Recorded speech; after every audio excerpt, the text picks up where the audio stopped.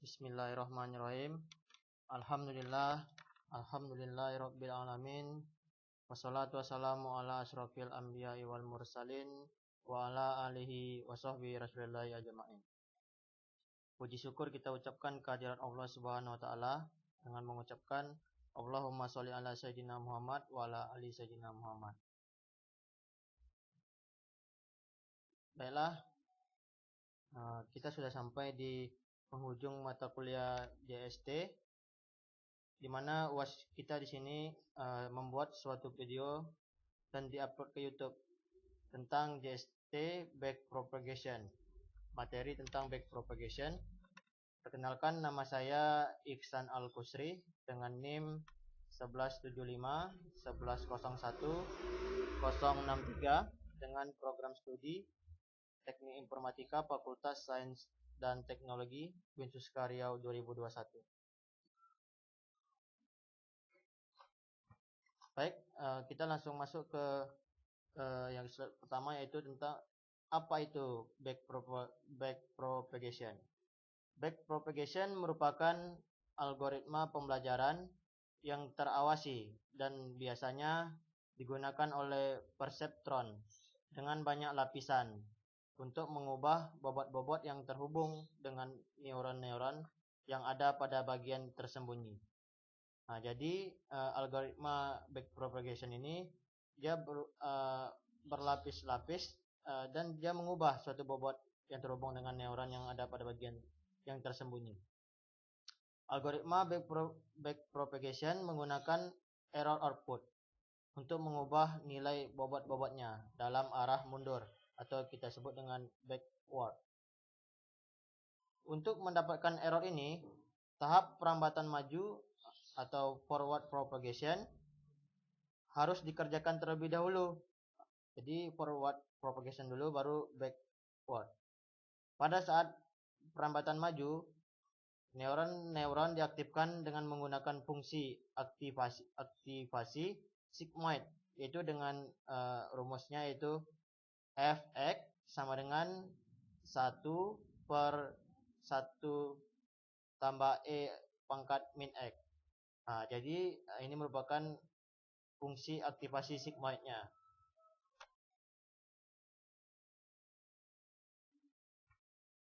Selanjutnya, kita masuk ke dalam arsitektur jaringan backpropagation seperti terlihat pada gambar berikut ini. Di mana kita dapat lihat di gambar ini, unit input dilambangkan dengan X. Kita dapat lihat X-nya merupakan suatu input. Hidden unit dilambangkan dengan Z.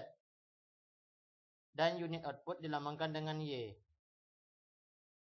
Bobot antara X dan Z dilambangkan dengan V.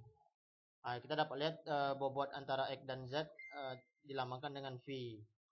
Ada V 11, 12, itu 11, 12, 21 dengan kemudian sedangkan bobot antara Z dan Y dilambangkan dengan W.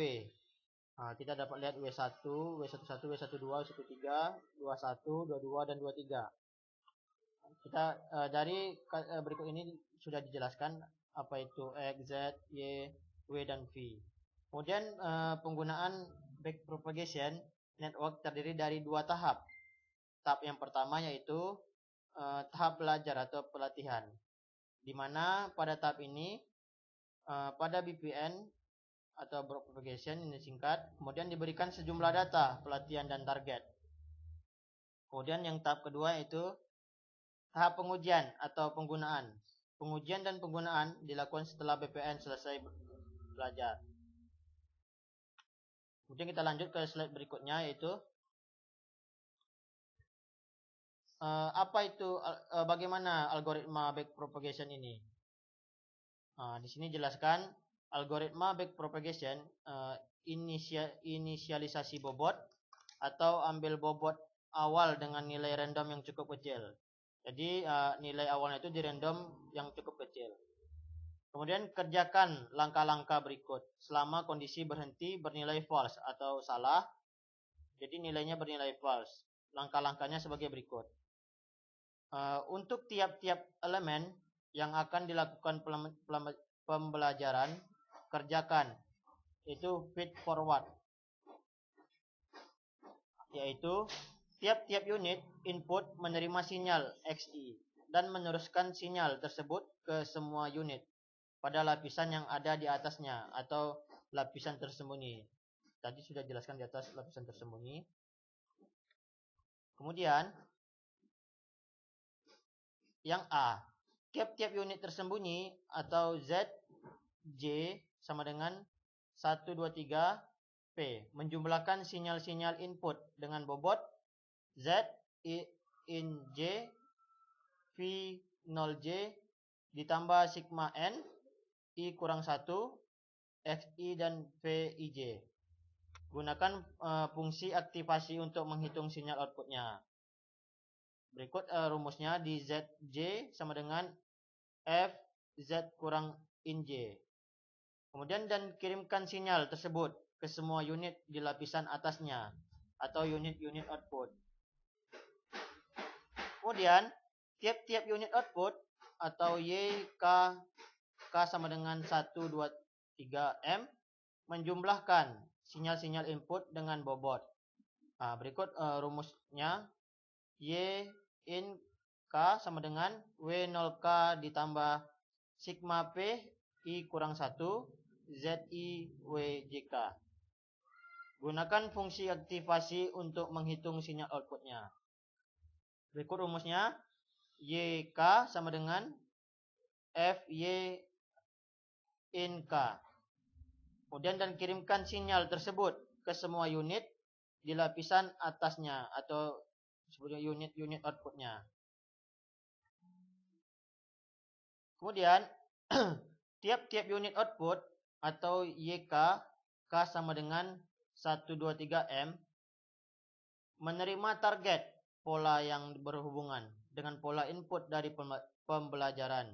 Hitung informasi errornya dengan kita menggunakan rumusnya, yaitu delta K sama dengan TK dikurang YK F pangkat Y sama dengan Y in K.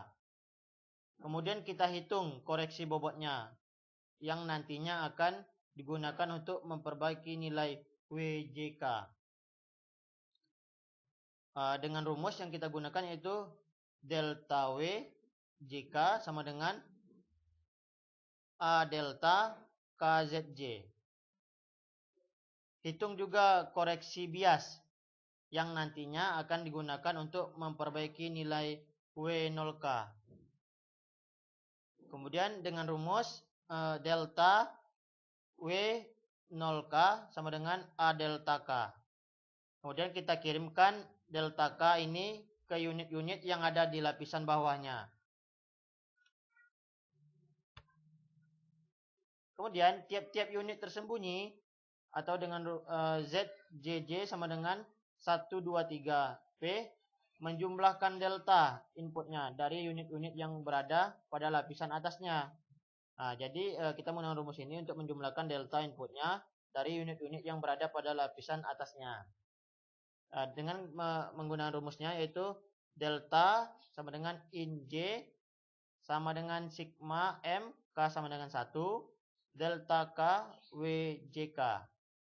Kita kalikan nilai ini dengan turunan dari fungsi aktivasinya untuk menghitung informasi error dengan rumus delta J sama dengan delta in J dikali F Z in J.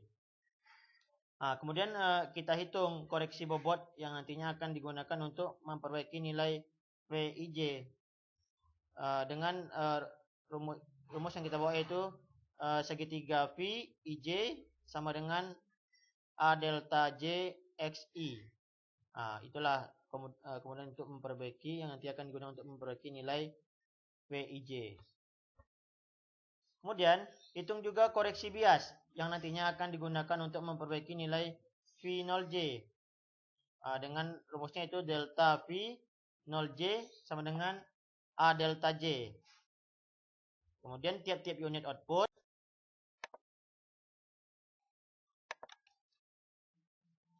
Kemudian tiap-tiap unit output atau YK sama dengan 1, 2, 3 M memperbaiki bias dan bobotnya dengan J sama dengan 012P dengan sama dengan WJK baru sama dengan WJK lama ditambah delta WJK. Kemudian tiap unit tersembunyi J sama dengan 1, 2, 3P memperbaiki bias dan bobotnya dengan I sama dengan 012N VIJ baru sama dengan VIJ lama ditambah delta VIJ. Kemudian tes kondisi berhenti. Baiklah, itu merupakan algoritma dari backpropagation. Jika ada suatu kasus atau contoh soal, bisa kita terapkan menggunakan algoritma di atas. Baiklah, lebih dan kurang saya mohon maaf apabila ada penjelasan yang kurang jelas. Saya masih dalam pembelajaran. Baiklah, saya tutup dengan wabillahi taufiq wal hidayah. Wassalamualaikum warahmatullahi wabarakatuh.